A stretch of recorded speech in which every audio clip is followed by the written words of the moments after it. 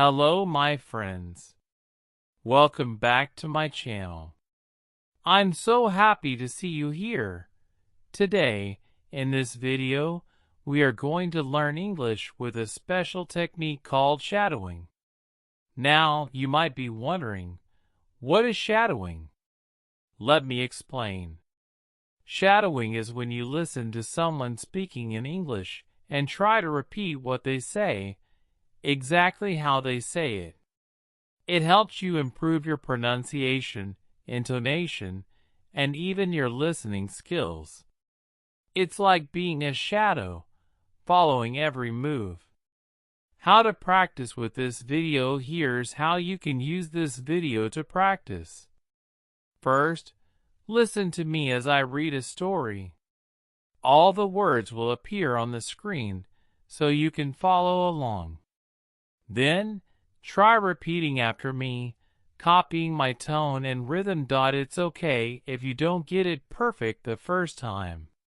Practice makes progress. Before we begin, I want to tell you why I chose this story. It's something I heard recently, and I thought it would be perfect to share with you because it's both interesting and useful. Sarah's story begins. Today's story is about Sarah, a young woman who traveled to the United States for the first time. The story is written in clear, easy English so you can focus on understanding the words and practicing your speaking. Here's what we'll do. I'll read the story slowly and clearly, and you can follow the words on the screen. Later, you'll have a chance to repeat the sentences with me. This is a great way to practice your listening, speaking, and even reading skills all at the same time. Are you ready to hear Sarah's story? Let's begin. The story. I am at the airport right now, and I feel so excited. Today is the day I am flying to New York City for the first time. I have my ticket, my passport, and my bags. Everything is ready.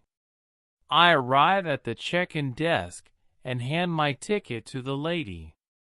She smiles and says, "Here is your boarding pass. You are in seat 17A.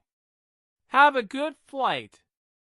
"Thank you," I say. "A window seat, perfect. I love looking out of the window when I fly." I go through security, and it takes forever. The line is so long, but I finally get through. Now, I am at gate 23 waiting to board my flight. After some time, I hear the announcement. "Flight 567 to New York is now boarding. Please line up by group number." My heart races. This is it. I get on the plane and walk down the aisle, looking for my seat, 17A. When I reach my row, I stop. Someone is sitting in my seat. It is a man in a blue jacket, and he is looking out of the window. I feel nervous, but I say, "Excuse me, sir, this is my seat." He looks at me, surprised. "Oh," he says. "Are you sure? Let me check my ticket." He pulls out his ticket and looks at it. He says. "My ticket says 17A. I think this is my seat." Now I am confused. I pull out my ticket and show it to him. "See? My ticket says 17A. I say confidently. He looks at my ticket, then looks at me. He smiles kindly and says, "Okay, no problem. You can take the seat. I'll sit in the middle." I feel a little bad, but I really want the window seat. "Thank you," I say as I sit down. The plane takes off, and I look out the window. The clouds are so beautiful. I feel happy and relaxed. A friendly conversation. Now, the man next to me starts a conversation. Are you going to New York for vacation? He asks. Yes, I say. It's my first time. I want to see Times Square and the Statue of Liberty. That's great, he says. I live in New York. You'll love it. It's a busy city, but it's full of life. As we talk, I notice something strange. He doesn't seem upset about losing the window seat. He is calm and even friendly. After a while, the flight attendant comes by. She looks at me and then at the man. Excuse me, she says, but I think there's been a mistake. I freeze. What mistake? I ask. The flight attendant looks at my ticket. Then she looks at the seat numbers. You are in the wrong seat, she says. What? I ask, confused. The seat is 17A, and it belongs to this gentleman, she explains. Your seat is actually 17C, the aisle seat. My face turns red.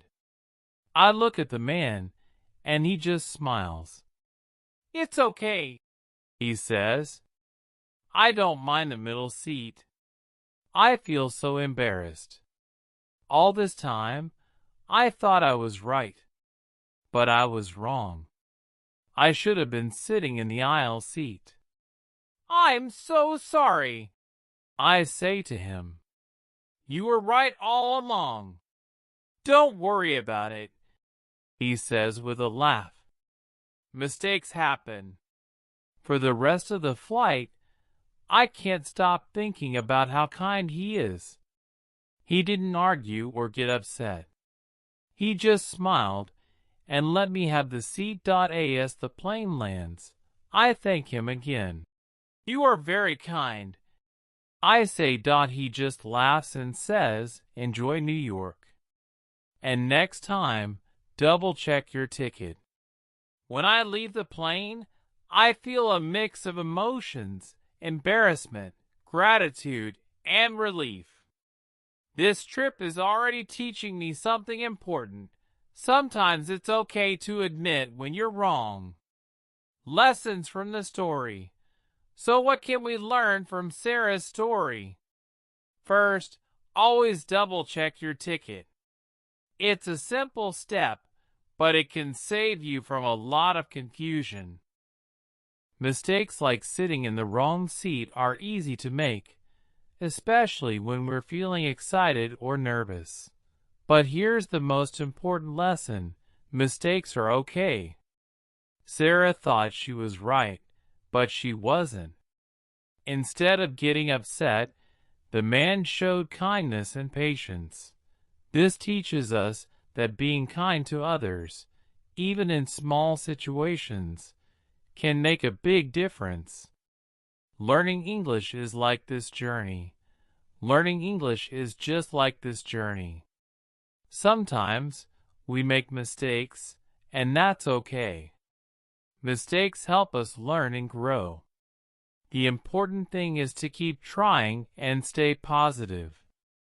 Every small step you take in learning English is a step closer to reaching your goals. Now I want you to think about this. What would you have done in Sarah's situation? Would you have switched seats or insisted on staying where you thought you belonged? Let me know in the comments. Useful phrases and vocabulary. Now let's look at some useful phrases and vocabulary from Sarah's story. These are words and expressions you can use when you travel or even in daily life. 1. Phrases at the airport.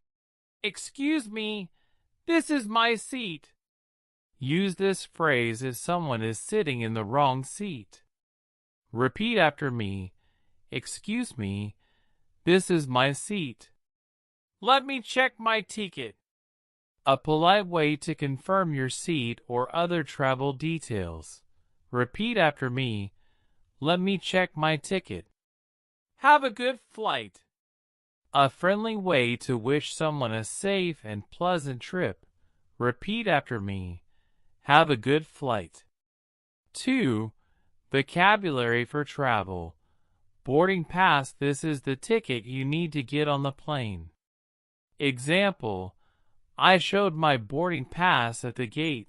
Window seat, middle seat, aisle seat.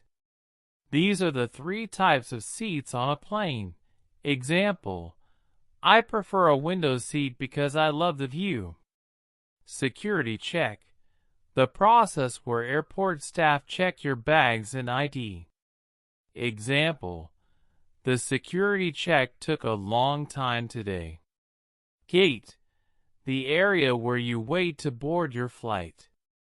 Example: my flight is boarding at gate 23. 3. Phrases for polite conversation. Don't worry about it. A kind way to say that everything is okay. Example: I said sorry for the mistake, and he replied, don't worry about it. Mistakes happen.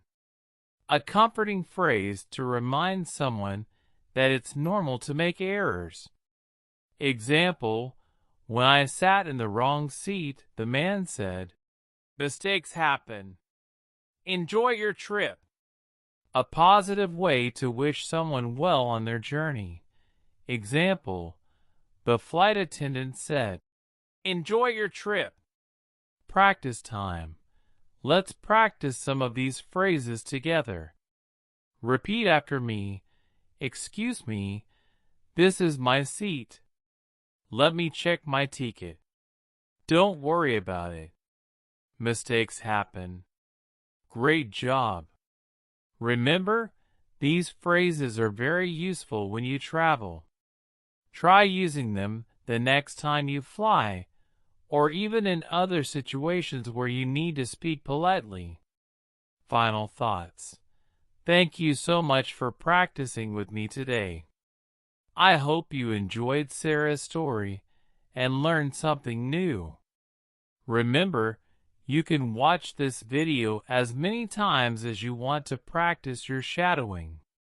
Repeating the story will help you improve your pronunciation, rhythm, and confidence in English. If you found this video helpful, please give it a thumbs up and share it with your friends. Don't forget to subscribe. Before we go, let me leave you with this. Learning English is not just about words and grammar. It's about connecting with people, just like Sarah did on her trip. So keep practicing, stay curious, and enjoy the journey. See you in the next video.